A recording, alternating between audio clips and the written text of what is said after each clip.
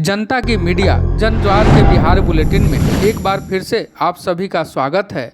आज 25 सितंबर है और दिन भर की प्रमुख खबरों को लेकर हम फिर से हाजिर हैं।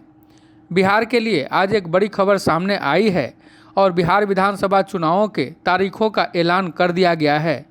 चुनाव आयोग द्वारा की गई घोषणा के अनुसार बिहार में 3 फेज में चुनाव कराए जाएंगे और इसी के साथ राज्य में आज से आदर्श आचार संहिता भी लागू हो गई है। चुनाव आयोग के ऐलान के अनुसार पहला चरण का चुनाव 28 अक्टूबर को 71 विधानसभा सीट के लिए कराया जाएगा, जबकि दूसरे चरण में 3 नवंबर को 94 विधानसभा सीटों पर वोट डाले जाएंगे और तीसरे फेज में 7 नवंबर को 78 विधानसभा सीटों पर मतदान होगा। 10 नवंबर को मतगणना की तारीख तय की गई है। चुनाव आयोग की घोषणा के बाद ही बिहार में चुनाव प्रचार अब तेज हो जाएंगे। कोरोना काल में वैसे विभिन्न राजनीतिक दल पहले से ही वर्चुअल माध्यम से चुनाव प्रचार में लगे हुए थे।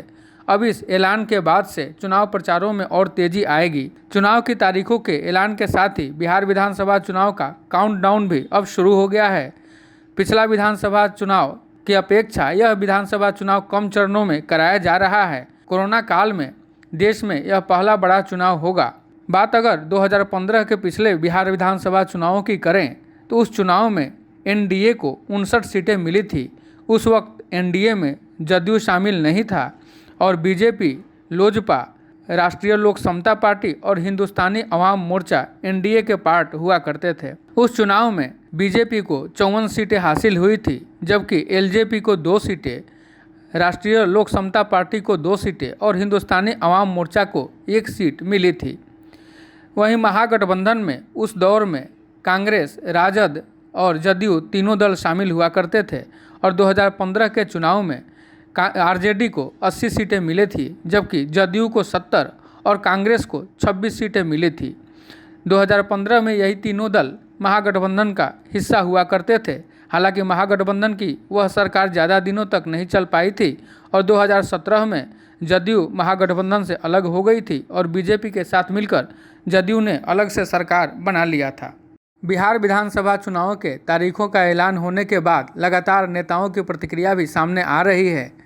राजद सुप्रीमो लालू प्रसाद यादव के ट्विटर हैंडल से एक ट्वीट किया गया है। इस ट्वीट में लिखा गया है, उठो बिहारी, करो तैयारी, जनता का शासन अब की बारी।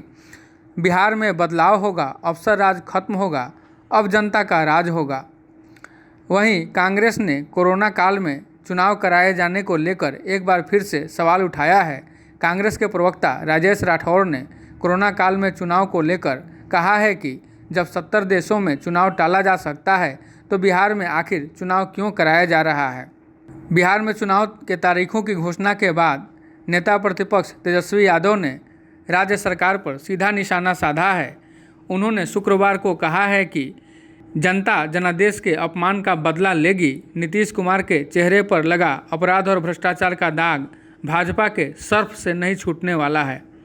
तेजस्वी यादव ने आगे कहा कि इस बार हमारी जीत तय है। बिहार की जनता नरेंद्र मोदी और नीतीश कुमार से बदला लेने जा रही है।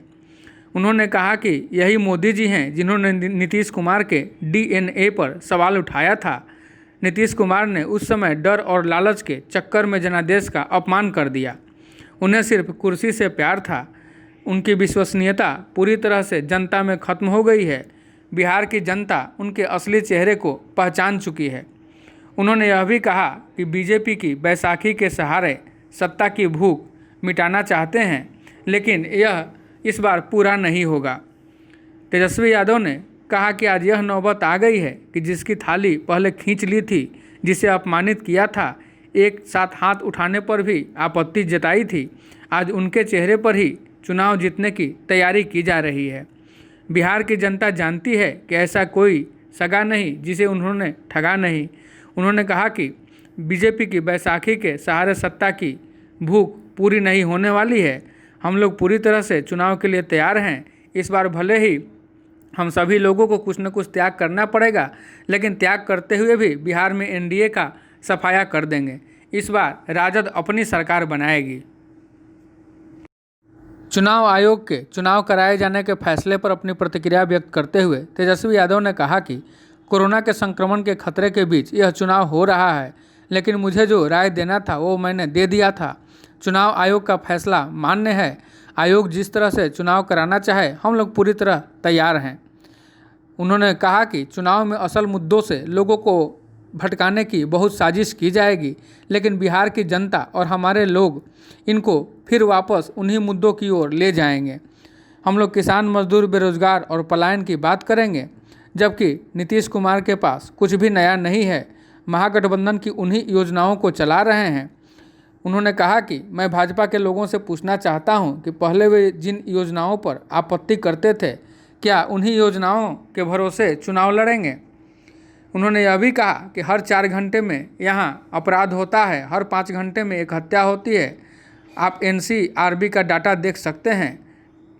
यहाँ अपराधियों को संरक्षण दिया जा रहा है और पुलिस अपराधियों को गिरफ्तार नहीं कर रही है। बात करते हैं केंद्र सरकार के कृषि बिल के विरोध में आहूत भारत बंद का।